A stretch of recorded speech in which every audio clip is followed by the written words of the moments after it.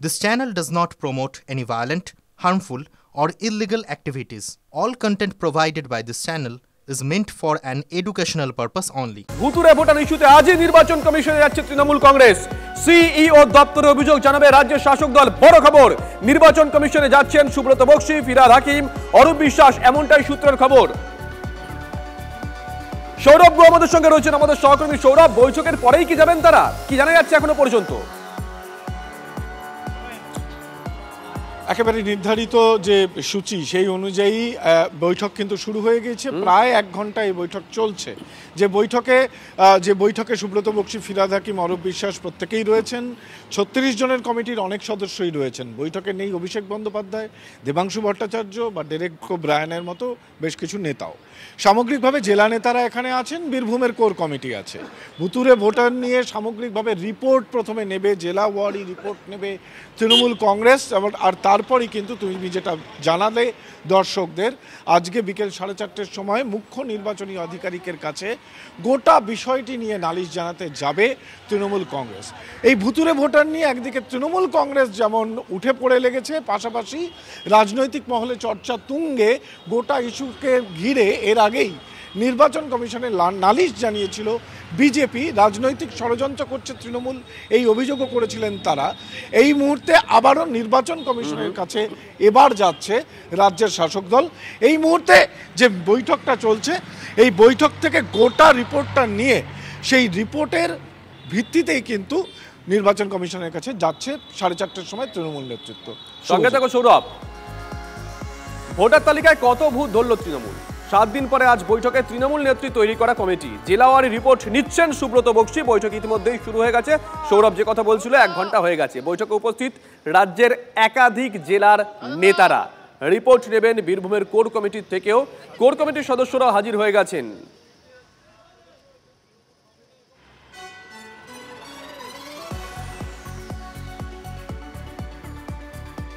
Committee আমরা করে দেব।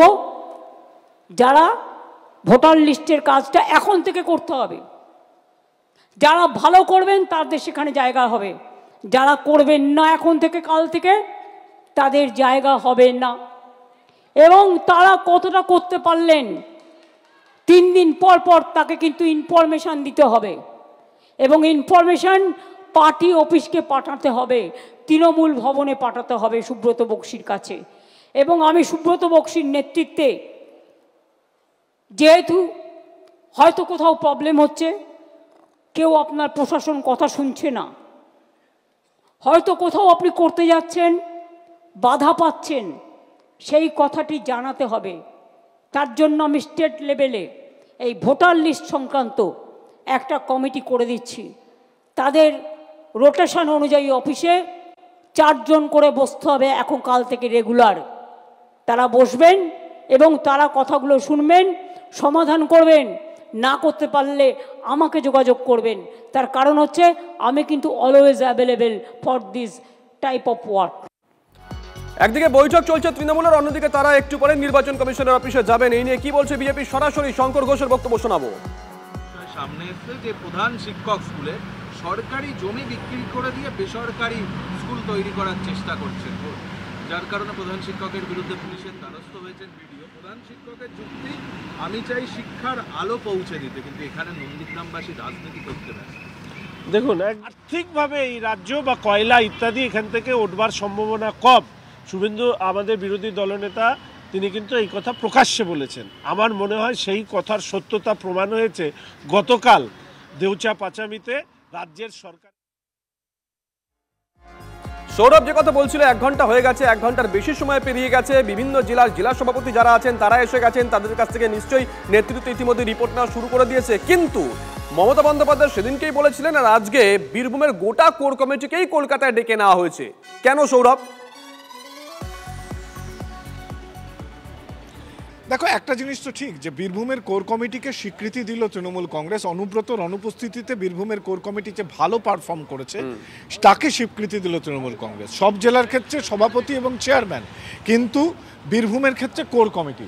এই মুহূর্তে আমরা দেখতে পাচ্ছি কল্যাণ বন্দ্যোপাধ্যায়, তিনি কিন্তু বৈঠক সেরে বেরিয়ে এসেছেন।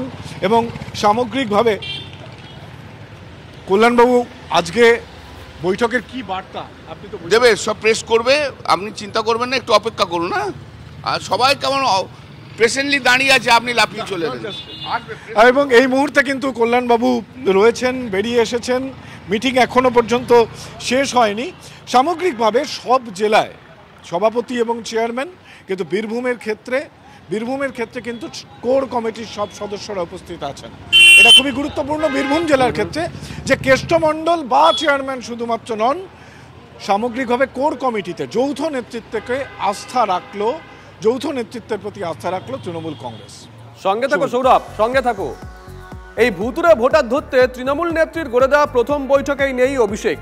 কমিটির দ্বিতীয় নাম হিসেবে অভিষেকের নাম ঘোষণা করেছিলেন মমতা বন্দ্যোপাধ্যায়, কিন্তু কেন তিনি আজকের এই বৈঠকে উপস্থিত নেই? সূত্র কিছু বলছে কি সৌরভ? দেখো, অভিষেক বন্দ্যোপাধ্যায় এই 36 জনের কমিটির দ্বিতীয় নামই অভিষেক বন্দ্যোপাধ্যায়। তবে আজকের এই বৈঠকে যে তিনি উপস্থিত থাকবেন না, এ ব্যাপারে আভাস কিন্তু আগে থেকেই স্পষ্ট ছিল। আমরা যেটা দেখলাম যে এই বৈঠকে অভিষেক বন্দ্যোপাধ্যায় উপস্থিত থাকলেন না 36 জনের সদস্যের একজন হয়েও। গোটা বৈঠকটি সুব্রত বক্সির নেতৃত্বে পরিচালিত হলো এবং সুব্রত বক্সির নেতৃত্বেই এই বৈঠক ডাকা হয়েছিল। অভিষেক বন্দ্যোপাধ্যায় উপস্থিত থাকলেন না। দেবাংশু ভট্টাচার্য, ডেরেক ওব্রায়ানকেও কিন্তু এই বৈঠকে দেখা গেল না। নিঃসন্দেহে তাৎপর্যপূর্ণ। আমরা এই ঘটনা প্রবাহের ওপর নজর রাখব এবং এর কোনো সুদূরপ্রসারী অভিঘাত আছে কিনা তা নিশ্চিতভাবে রাজনৈতিক মহল খতিয়ে দেখবে। শুভজিৎ। সৌরভ, সঙ্গে থাকো। এই কমিটি গঠনের সময় মমতা বন্দ্যোপাধ্যায় সেদিনকে কি বলেছিলেন শুনুন। আমি সুব্রত বক্সি নেতৃত্বে একটা কমিটি করে দিচ্ছি স্টেটে। সুব্রত বক্সি, অভিষেক বন্দ্যোপাধ্যায়, কল্যাণ ব্যানার্জি, সুজিত বোস, মলয় ঘটক, পার্থ ভৌমিক, ডেরেক ওব্রায়ান, উদয়ন গুহ, বিপ্লব মিত্র, অর্পিতা ঘোষ, মমতাবালা ঠাকুর, কাকুলি ঘোষ দস্তিদার, অরূপ বিশ্বাস, ফিরাদ হাকিম, দেবাংশু, চন্দ্রিমা ভট্টাচার্য,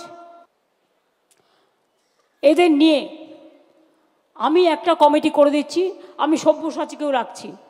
এদের কাজ হচ্ছে এরা বসে পার্টি অফিসে কার কি প্রবলেম আছে সেগুলোকে নেবে, নিয়ে কোথায় কোথায় প্রবলেম হচ্ছে সেটা তারা পাস অন করবে। দেখুন, মমতা বন্দ্যোপাধ্যায় যাদের নাম বললেন, অভিষেক বন্দ্যোপাধ্যায়, দেবাংশু ভট্টাচার্য এবং ডেরেক ওব্রায়ান ছাড়া প্রায় প্রত্যেকেই সেখানে উপস্থিত হয়েছেন তৃণমূলের বিভিন্ন জেলার জেলা সভাপতি এবং সাংগঠনিক চেয়ারম্যানরা। বীরভূমের কোর কমিটি উপস্থিত হয়েছে। ইতিমধ্যেই বৈঠক শুরু হয়ে গেছে। বৈঠক চলছে, 1 ঘন্টার বেশি সময় ধরে বৈঠক চলছে এবং যেমনটা আমরা জানতে পেরেছি, এই বৈঠকের পরেই বিকেলবেলা রাজ্য নির্বাচন কমিশনের দপ্তরে যাবে তৃণমূল কংগ্রেস। সেখানে তারা কি পেশ করেন, কি অভিযোগ করেন সেদিকে অবশ্যই নজর থাকবে। তবে হাই প্রোফাইল বৈঠক কিন্তু চলছে, 1 ঘন্টার বেশি সময় অতিক্রান্ত। জগন্নাথ চট্টোপাধ্যায় বিজেপি নেতা এই মুহূর্তে আমাদের সঙ্গে রয়েছেন। জগন্নাথবাবু, শুভজিৎ রয়েছে। সকালে আপনার সঙ্গে কথা হয়েছিল এই বৈঠকটা নিয়ে। এখন যে আপডেটটা আমরা পেলাম, বৈঠকের পরেই রাজ্য নির্বাচন কমিশনের দপ্তরে যাবে তৃণমূল কংগ্রেস। যাওয়াই তো উচিত। রাজ্য নির্বাচন কমিশন নয়, ভারতের নির্বাচন কমিশনের মুখ্য নির্বাচনী আধিকারিকের দপ্তরে যাবে তৃণমূল কংগ্রেস। খুব ভালো কথা তো। অভিযোগ যা থাকার কথা তা 15,000-এর হট্টমেলায় না বলে নির্বাচন কমিশনের কাছে যাক, নির্বাচন কমিশনকে জানাক, পুরো ঘটনা তদন্ত হোক। আমরা তো এইভাবেই 17.5 লক্ষ ভুয়ো ভোটারের নাম নির্বাচন কমিশনের কাছে জমা দিয়ে এসেছি। নির্বাচন কমিশন বলেছেন 25-এর তালিকায় 5.5 লক্ষ এরকম নামকে, 6 লক্ষ এরকম নামকে বাদ দেওয়া গেছে। তো আমরাও চাইবো তৃণমূল কংগ্রেস যদি সত্যি করে ভোটার লিস্ট পরিষ্কার করতে চায়, তার তথ্য আমরা যেভাবে দিয়ে এসেছি তা দিয়ে আসুক। তারা বলুক কতগুলো হরিয়ানা, বিহার ও উত্তরপ্রদেশের ভোটার পশ্চিমবঙ্গের নাম ঢুকে গেছে, সেটা জানিয়ে আসুক। এবং সেটা আমরা যেমন সাংবাদিক সম্মেলন করে প্রকাশ্যে আনি, তারাও আনুক। জগন্নাথবাবু, আরও একটা বিষয়, একে তো তারা যাচ্ছেন, এটা সকাল পর্যন্ত অন্তত ঠিক ছিল না, পরে বৈঠকের পরেই যাবেন যেমনটা আমরা জানালাম। দ্বিতীয়ত, আজকে এই বৈঠকে অভিষেক বন্দ্যোপাধ্যায় নেই। সেদিনকে কমিটি করা হয়েছিল, প্রথম নাম ছিল সুব্রত বক্সির, দ্বিতীয় নাম ছিল অভিষেক বন্দ্যোপাধ্যায়ের। সেটা ওদের প্রাইভেট লিমিটেড কোম্পানির চেয়ারম্যান, ম্যানেজিং ডিরেক্টরের ভেতরকার সমীকরণ নিয়ে আমাদের কিছু বলার নেই। কিন্তু সেদিন ওই প্রাইভেট লিমিটেড কোম্পানির চেয়ারম্যান যেভাবে বিভ্রান্তি ছড়িয়েছেন ভোটার লিস্ট নিয়ে, আমাদের সে কথা বলার আছে। এবং ওনার পরিকল্পনাটা হচ্ছে, কৌশলটা হচ্ছে, ষড়যন্ত্রটা হচ্ছে হিন্দি ভাষাভাষী বাঙালি এবং হিন্দু বাঙালির নাম ভোটার তালিকা থেকে বাদ দেওয়া। সেই কারণে নানা অ্যালিবাই করে আসলে তিনি এই নাম বাদ দিতে চাইছেন। ধন্যবাদ জগন্নাথ বাবু। শঙ্কর ঘোষ কি বলছেন শোনাবো, ব্যক্তিগত শোনাবো। অধীর চৌধুরী এই প্রসঙ্গে কি বলছেন? তৃণমূল দল একটা নির্বাচনের নামার প্রক্রিয়া শুরু করেছে, তাই ঢাকঢোল পিটিয়ে এ বাংলায় শিল্প কোথায়, স্বাস্থ্য কোথায়, শিক্ষা কোথায়, সেগুলোর কথা মানুষকে না বলে আপনার বাড়িতে কটা ভোটার আছে, কজন আমাদের ভোট দেয়, কজন দেবে না, কজন মৃত, কজন পরিযায়ী শ্রমিক, তাদের তালিকা তৈরি করছে এই কারণে যাতে নির্বাচনের সময় ভালো করে জাল ভোট, ছাপ্পা ভোট দেওয়া যায়। যারা নিজেরাই ভুতুরে ভোটার তৈরি করেছিল তারাই আবার ভুতুরে ভোটার ধরতে বেরিয়েছে।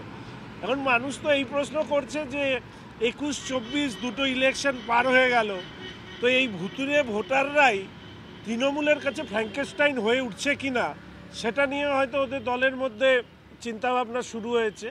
তবে এটা খুবই আশ্চর্যজনক যে ভুতুরে ভোটার তৈরি করার পরে আবার ভুতুরে ভোটার ধরবার জন্য পুরস্কার। মাইরিন দল না সার্কাস পার্টি বোঝা মুশকিল। ভুতুরে ভোটার ঘিরে তোলপাড় রাজ্য রাজনীতি। কোথাও ভোটার লিস্টে মৃতের নাম, কোথাও আবার একই এপিক নম্বরে 2 জন ভোটার, কোথাও 3 জন ভোটার। 16 বছর আগে মৃত্যু হলেও ভোটার তালিকায় এখনো জীবিত শ্রীরামপুরের শেখর সাউ, আবার শ্রীরামপুরের শিপ্রা ভট্টাচার্যের এপিক নম্বর আর শ্রীনগরের কামরান আলীর এপিক নম্বর 1। ছবি থাকলেও ভোটার তালিকায় নাম নেই শিপ্রার। ভুতুরে ভোটার খুঁজতে শ্রীরামপুর পুরসভার 20 নম্বর ওয়ার্ডে যান তৃণমূল কর্মীরা। স্কুটিনির সময় উঠে আসে এমনই চাঞ্চল্যকর তথ্য। স্বচ্ছ এবং সঠিক ভোটার তালিকার দাবিতে সরব শ্রীরামপুর শহর তৃণমূল কংগ্রেসের সভাপতি সন্তোষ সিং। আপনার মিসেসের এপিক কার্ডে সেটা জম্মু অ্যান্ড কাশ্মীর, এটা কি করে কোথায় শিপ্রা ভট্টাচার্য, কোথায় কামরান আলী, এটা হয় কি করে? কি চাইছেন আপনি? আমি চাইছি ওটা যেন সঠিক হয়। আমি তো এখনো জীবিত, আমার ওয়াইফও জীবিত, নিশ্চয়ই ঘরে রয়েছে, তার আধার কার্ড রয়েছে। মানে এখানেই আপনারা ভোটার? হ্যাঁ, এই আমি কিসের কেষ্টদের আগে এসে দিয়ে আসছি। সমস্যা অনেক তো ভুয়ো নাম। আস্তে আস্তে আমরা এপিকে যেটা হেল্পলাইন আছে আমাদের, তাতে আমরা দুটো করে 2 জায়গায় পাচ্ছি। ইতিমধ্যেই আমরা শ্রীরামপুরে অন্তত 5-6 জনে পেয়েছি। আমরা প্রত্যেকটা জিনিস পুঙ্খানু তুলে আমরা রাজ্য নেতৃত্বের কাছে পাঠাবো। রাজ্য নেতৃত্ব ইলেকশন কমিশনের কাছে পাঠাবে। যদি ইলেকশন কমিশনের চোখ খোলে যে ভোটার লিস্টকে ঠিক করতে হবে, তাহলে তো খুবই ভালো হয়। মেজর সমস্যা হচ্ছে যে বহু লোক যারা এইখানে বাসিন্দা নাম তোলার চেষ্টা করছে তাদের নাম উঠছে না, আর বহু লোক মারা গেছে যাদের ডিলিট হওয়ার কথা তাদের ডিলিট করা হচ্ছে না। ইলেকশন কমিশন একটা পরিসংখ্যান 1% 2% একটা পরিসংখ্যান বেঁধে দিচ্ছেন ঠান্ডা এসি ঘরে বসে। ঠান্ডা এসি ঘরে বসে ইলেকশন কমিশন ইনস্ট্রাকশন দিলে হবে না, নেবে ফিল্ডে তাদের ইনফ্রাস্ট্রাকচার তৈরি করতে হবে। এদিকে বারুইপুরের পর এবার ভুতুরে ভোটারের খোঁজ দক্ষিণ 24 পরগনা সাগর বিধানসভা এলাকায়। রামকরচর গ্রাম পঞ্চায়েত এলাকার 59 নম্বর বুথে ভোটার তালিকায় 30 থেকে 35 জন মৃতের নাম থাকার অভিযোগ। কেউ 4 বছর আগে, কেউ 10 বছর আগে মারা গেলেও আজও ভোটার লিস্টে নাম রয়েছে তাদের। অভিযোগ, এলাকায় থাকেন না এমন 20 থেকে 25 জনের নামও রয়েছে তালিকায়। বিডিও জেলা শাসকের কাছে জানিয়েও কোনো কাজ হয়নি এমনটাও অভিযোগ। ভুতুরে ভোটারদের দিয়েই জয়লাভ করে শাসক দল, কটাক্ষ করছে বিজেপি। স্বচ্ছ ভোটার তালিকা দাবিতে সরব হয়েছে শাসক দল। ভোটার লিস্টে নাম রয়েছে, তার সেই বাড়ি মালিকগুলো হয়তো রেশন পাচ্ছে না, কিন্তু রেশন সামগ্রী তোলা হচ্ছে। সেই রেশন সামগ্রী যাচ্ছে কোথায়? তার মানে হচ্ছে এখানে দুর্নীতি, কালোবাজারি চলছে। এই কালোবাজারি দুর্নীতি আটকানোর জন্য আমরা বিডিওকে জানিয়েছি, রাজ্যপালকে জানিয়েছি, তার কোনো সদুত্তর এখনও আমরা পাইনি। বাবা জনন মণ্ডল 30 বছর এখানে নেই, পাঞ্জাবে আছে, কিন্তু এখানে তার ভোটার লিস্টের নাম আছে। রেশন সামগ্রী রেশন পাচ্ছে কিনা আমি তো বলতে পারবো না, কিন্তু ভোটার লিস্টের নাম আছে। এরকম 30-40 জন মৃত ভোটার লিস্ট আছে, এখানে নেই। এখন দেখছি যে 50 জনের উপরে আছে। আমরা চাই এটা সুষ্ঠু মীমাংসা হোক, যাতে এগুলো বাদ যায়, তার ভিউ ব্যবস্থা হোক। কারোকে জানানো হয়েছে? হ্যাঁ, আমি রাজ্যপালকে জানিয়েছি, বিডিওকে জানিয়েছি। মারা গেছে 2021 সালের 1 মে। তারপর ওনার মৃত সার্টিফিকেট সব মৃত সার্টিফিকেট, ডেথ সার্টিফিকেট সব বের করে নিয়েছি। এখনো তো দেখতে পাচ্ছি ওনার নাম ভোটার লিস্টে। ওরা খাচ্ছে, আমাদের তো দিচ্ছে না রেশন। আপনি দেখেছেন নাম আছে? নাম আছে বলেছি, শুনেছি, আমরা কি করে জানবো? সুযোগ সুবিধা কিছুই তাহলে কি? কিছুই পাইনি। 10 বছর আগে মারা গেছে। হ্যাঁ, এখন তো ভোটার লিস্টে ওনার নাম দেখতে পাচ্ছি। নাম আছে, আমরা কি করে বুঝবো? আমি তো দেখেছি, আগে বলেছি বলে ও নাম থাকে। তারপর যেটা করার দরকার আমাদের অঞ্চলে গিয়ে ডেথ সার্টিফিকেট বার করানোর কথা 3 মাসের মধ্যে বলেছে, বের করেছি। বলে রেশন কার্ড জমা দিয়ে দাও, সেটাও জমা দিয়েছি। 2 মাসের মধ্যে রেশন বন্ধ করে দিয়েছে। কিন্তু যেটা সুযোগ সুবিধা আমার পাওয়ার কথা, সবাই বলছে হ্যাঁ তোমার নামে সব আছে, কিন্তু কিছু দিচ্ছে না। এই সমস্ত ভোটাররাই তৃণমূল কংগ্রেসের সম্পদ। ভুতুড়ে নাম, বহিরাগত লোক এসে ভোট দিয়ে চলে যাচ্ছে। আর এই করে সাগর বিধানসভায় আমাদের সুন্দরবন উন্নয়ন মন্ত্রী জয়লাভ করেছে, নাকি বলে জনগণ আমাকে ভোট দিয়ে জিতিয়েছে। ছি ছি ছি ছি। যাতে নির্দিষ্টভাবে সকল ভুয়ো ভোটার, মৃত ভোটার ভোটার তালিকা থেকে বাদ দেওয়ার জন্য আমরা তৃণমূল কংগ্রেস কর্মীরা বদ্ধপরিকর। প্রত্যেক বুথ লেভেলে এটা অতি শীঘ্র আমরা করব এবং দক্ষ রাজনৈতিক কর্মী হিসাবে এটা তৃণমূল কংগ্রেস কর্মীরা করে দেখাবে মাননীয় মুখ্যমন্ত্রী মমতা বন্দ্যোপাধ্যায়ের নির্দেশে। অন্যদিকে জীবিতকে মৃত, শোরগোল মুর্শিদাবাদের হরিহরপাড়ায়। হরিহরপাড়ার দক্ষিণ পাড়া প্রদীপ্তা নগরের ভোটার রফিকুল শেখ। কর্মসূত্রে ভিন রাজ্যে থাকেন রফিকুল। ভোটার লিস্টে নাম ডিলিট। জাতীয় নির্বাচন কমিশনের বিরুদ্ধে ক্ষোভ উগরে দিলেন তৃণমূল বিধায়ক। যে ভোটার কার্ডে বলে লিস্টে মৃত্যু করে দিয়েছে। না, আপনার ছেলে জীবিত আছে?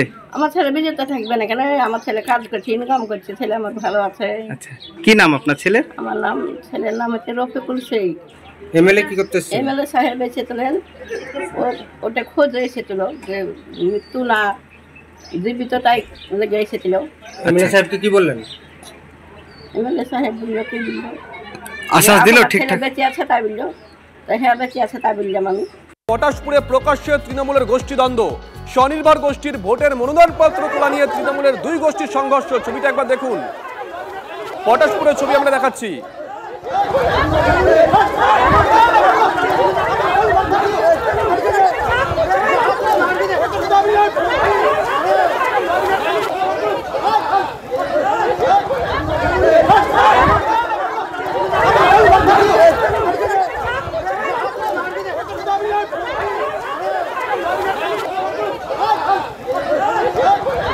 পটাশপুরে প্রকাশ্যে তৃণমূলের গোষ্ঠীদ্বন্দ্ব, যে ছবি আমরা দেখাচ্ছি। স্বনির্ভর গোষ্ঠীর ভোটের মনোনয়নপত্র তোলা নিয়ে তৃণমূলের 2 গোষ্ঠীর মধ্যে সংঘর্ষ। পুরনো গোষ্ঠীর মহিলাদের নমিনেশন তুলতে বাধা দেওয়ায় গেট আটকে দাঁড়িয়ে তৃণমূলের অঞ্চল সভাপতি সহ নেতৃত্বরা।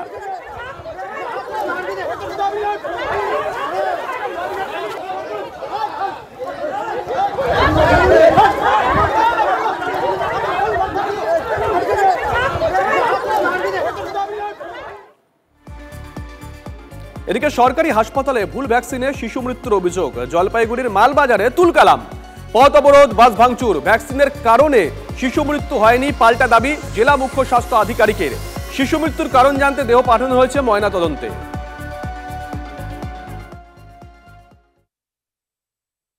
ও কি করে ওরা 3টে ইঞ্জেকশন দিল। বাচ্চাটা ইঞ্জেকশন দেওয়ার পরে নাক মুখে রক্ত বেরোলো বাড়ি আনার পরে। আমি এখন ওইটার আমি শাস্তি চাই। আমার বাচ্চাটা সুস্থ, বাচ্চাটা গেল, আমি তো কিছু জানি না। আমরা সাধারণ মানুষ, আমরা কি জানি? তারা তো বলবে না যে 3টে ইঞ্জেকশন নিতে পারবে কিনা বাচ্চাটা।